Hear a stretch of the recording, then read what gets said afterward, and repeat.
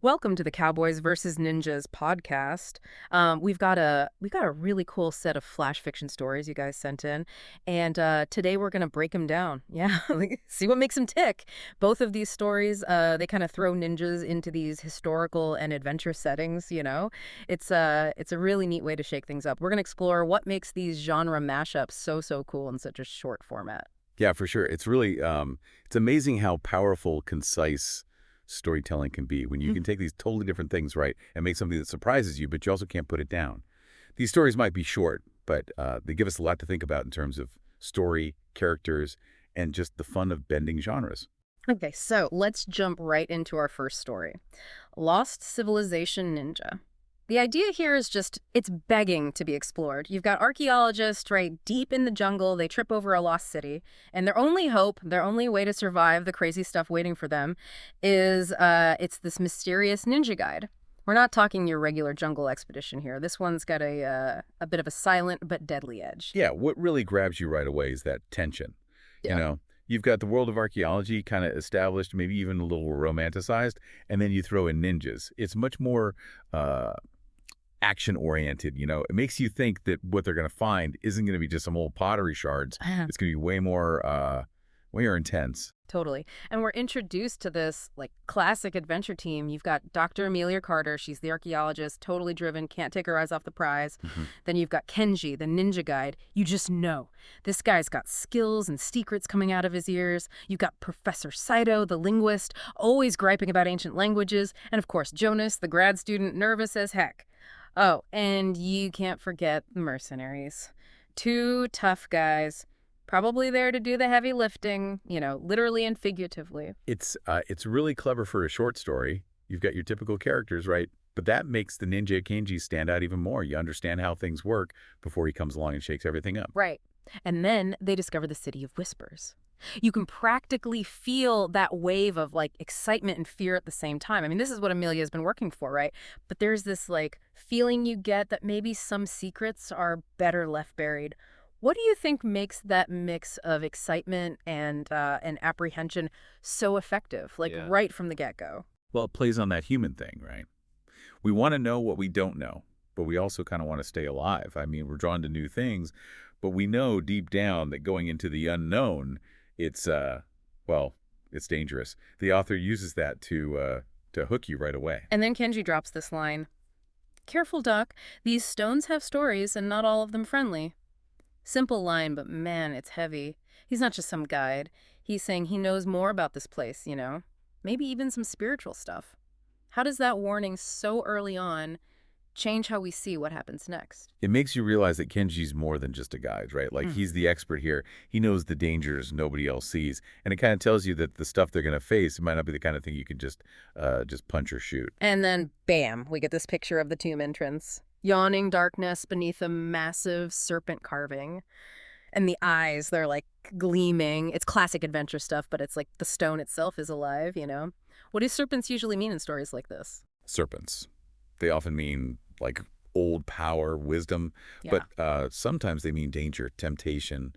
The snake in the Garden of Eden. Hmm. Here with a lost civilization, he'd be a guardian, a god, maybe even like the secrets of the whole civilization all wrapped up in one sneaky package. And those gleaming eyes, man, that just adds to the creepy feeling like something's watching.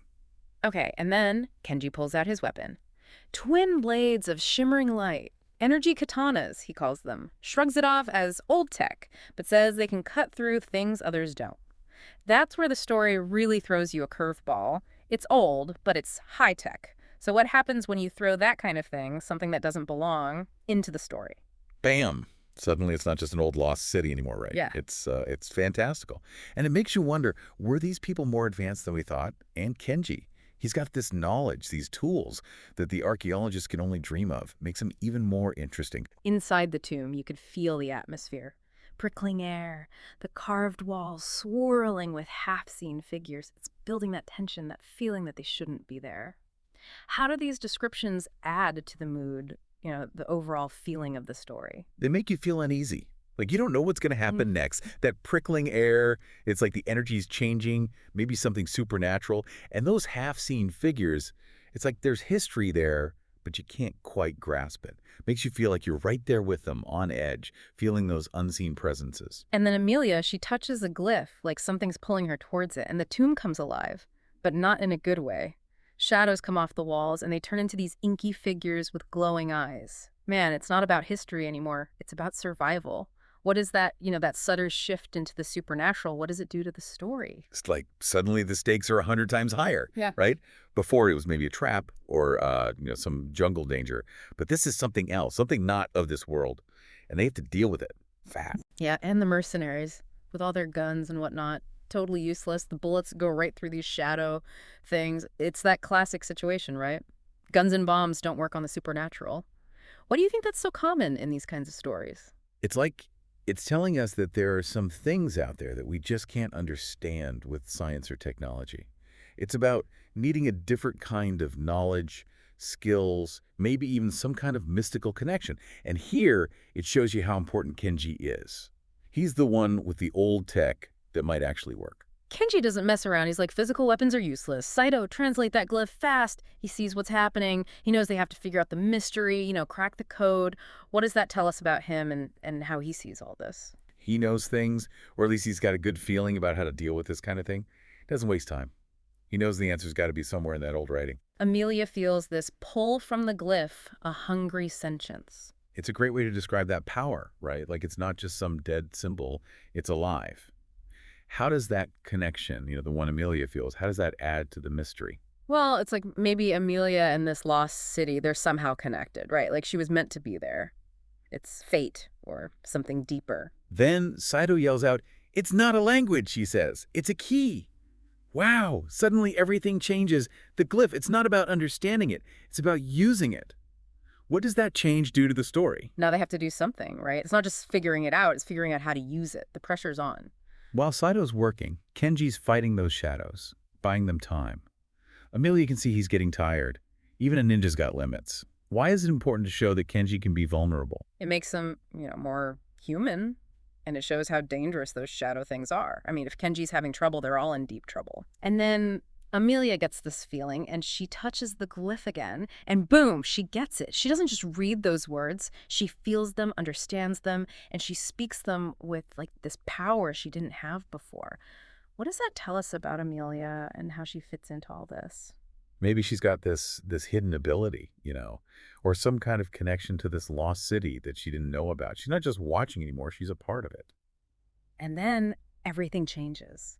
The glyph shattered, plunging the tomb into darkness, silence fell. It's like all that heaviness, that bad energy, it's just gone. What did that sudden change mean? It means whatever was holding those shadow creatures there, it's breaking. The darkness and silence, it's like the end. The fight's over, at least for now. Kenji helps her up, looks at her like he's seeing her for the first time and says, That wasn't in my training manual." A little bit of humor there, but he's also admitting, Amelia did something amazing. Why does that line work so well? Because, nobody expects what just happened. Even Kenji, with all his training, he couldn't have predicted that. It's like this ancient mystery. It's even bigger than the ninja world, and it creates this, bond of respect between them. But even though they get out, you still feel this, unease back in the normal world. But Amelia keeps seeing that glyph, those eyes. Is the evil really gone? Why is that kind of ending so good in flash fiction? Because the story stays with you, right? Flash fiction, it doesn't always tie everything up in a neat bow. It makes you think, wonder, and you remember it better that way. Kenji, he does what ninjas do. Vanished back into the world of whispers and mist. He's like this guardian who pops up when you need him, then disappears. Amelia knows they'll see him again, and they'll be back in the city of whispers. What does that tell us about Kenji and his place in all this? He's a mystery. He's a protector. He's part of this hidden world of secrets and danger. All right, let's switch gears completely. Now we're going to Elizabethan England with our second story, The Virgin Queen's Shadow. The idea here is just, it's fantastic. Queen Elizabeth I, she's a ninja, and she's using those skills to protect her throne, to keep herself alive. What makes that kind of story, taking a historical figure and changing them like that, what makes that so interesting? It's like you see someone you think but then, bam, they're totally different. It's exciting. It's like maybe everyone has hidden talents, secret abilities, even people who seem, normal. The story starts right in the throne room. false warmth of candlelight. It's like it's showing you the difference between how Elizabeth looks, fragile power, and what's going on inside. She's surrounded by fancy people, but her ninja senses are tingling. She knows someone's trying to betray her. How does that set the mood for the whole story? It's like what you see isn't what you get. Elizabeth, she's not just a queen, she's a ninja. And it tells you right away that things are dangerous in this fancy court. And the guy she thinks is going to betray her, Lord Thomas, one of her closest advisors.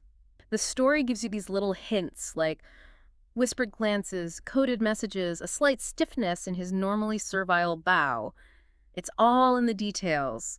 How does that slow reveal, those hints, how do they build the story? It's suspense, right. You figure things out along with Elizabeth, and because it's someone close to her, it makes the betrayal even worse. And that court ball, it's a trap. Elizabeth's smart. She knows what she's doing. She uses this missing treaty with France, knowing Thomas and his buddies are going to try to take advantage. How does this show how clever she is, how she thinks strategically? She's not just reacting, she's playing the game, right? She's using their greed to expose them. She's turning a bad situation into a way to smoke out the bad guys. And then, bam, midnight. Transformation time. The queen dishes the fancy gown, puts on black silk, trades her scepter for twin daggers. It's such a cool image, right? This powerful woman, but now she's a ninja. What does that change in clothes tell us? It's like she's taking off her queen mask and becoming her true self, the warrior. The gown's all fancy, but the black silk, it's practical. It shows she's got two sides, the diplomat and the assassin. Of course, there's a shadowy figure hiding in the bushes, an assassin coming to kill her. But she's ready. Elizabeth danced aside, her dagger flashing. He toppled with a gasp. Quick, quiet, deadly, ninja style. How does that little fight show us what she can do? She's not faking it, right? She's a trained killer. The way it's written, it shows how fast and precise she is. She really is a ninja. But then Thomas steps out, and he's not alone. It's not just one assassin, it's a whole group. A dozen blades glinting in the moonlight. He thinks he's got her trapped. How does that sudden increase in danger, how does it change the story? It's like, whoa, this is bigger than we thought. It means there's a whole conspiracy against her. This is serious stuff. But Elizabeth, she's quick on her feet. She just says, all calm, that she was training my guards. Makes Thomas think his attack just proves she needs more protection. So clever. What does that tell you about how smart she is? She can think on her feet, man. She takes a super bad situation and makes it work for her. It shows you she's good at the political game, but also the fighting game. Just when Thomas thinks he might still pull this off, a scream comes from the ballroom. Smoke! Someone's stolen the treaty. Poor Thomas, he doesn't know what hit him. What does that wrench in the plan do to the story? It's like, whoa, there's something else going on here. Maybe someone else is involved. Maybe Thomas doesn't know everything. It makes the whole thing more mysterious. Thomas is freaking out about the treaty, but Elizabeth, she just gives this little smile. Like she knows something. It's like she's already figured it out. What's that little reaction tell us? Maybe she was expecting that or even planned it. It's like she's always thinking 10 steps ahead. And the assassins, they see their boss losing it, and they start to hesitate, their plans falling apart. Why is that important for the story, them losing their confidence? It's like it shows that their whole plan was built on sand. One little problem, and it all falls apart. They thought they were in control, but they weren't. And then Elizabeth, she's done pretending. She says straight up that she's not just a queen, she's a defender, and she's got sharper teeth. It's a powerful moment. She's showing them who she really is. What does that change? Her being honest, what does that do? It's like she's tired of the games, right? She's showing them her power. And saying sharper teeth, that's powerful. You know she means business. One by one, the assassins back down. They thought she was just a figurehead, but they were wrong. What does them giving up mean? They know they mess with the wrong queen, right? They see her power now, and they're scared. She tricked them, and now they're going to pay. As the sun comes up, Elizabeth puts her queen clothes back on. Lord Thomas is busted. He's going to get what's coming to him. It's like she can switch back and forth, no problem. Totally. She's got both sides, the queen and the ninja, working for her. Taking down Thomas, that was just one battle. But the story ends with this feeling that the danger's not over. There's more to this conspiracy. But Elizabeth, she's ready to fight, day or night, queen or ninja. What's the point of ending it like that, with things still uncertain? It's like the fight's never over for her. She's always got to be watchful. It makes you think there are more stories to come, more adventures for the Ninja Queen. So there you have it. 2 awesome stories showing how you can take a simple idea and make it into something really cool and exciting. It's all about ninjas, right? They're mysterious, they're skilled, And they just fit into these stories so well. Which one did you like better? Was it the jungle adventure with the lost city and all that? Or the ninja queen protecting England? I think what's really cool is how both authors use ninjas to turn things upside down. You think you know what's going to happen, but then the ninja comes in and changes everything. For sure. These stories make you think, what if? Like, what if there were more to the world than we see? What if people had hidden talents we never knew about?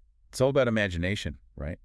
Especially in flash fiction, where you have to tell a whole story in just a few pages. Adding that ninja element just makes it so much more memorable. So go out there and read some more flash fiction. You'll be surprised what you find. What kind of mashup would you like to see? Cowboys versus, well, you tell us. The possibilities are endless. That's what's so great about mixing genres like this. Thanks for joining us here on the Cowboys vs. Ninjas podcast. Don't forget to rate and follow for more awesome stories and crazy adventures. Until next time.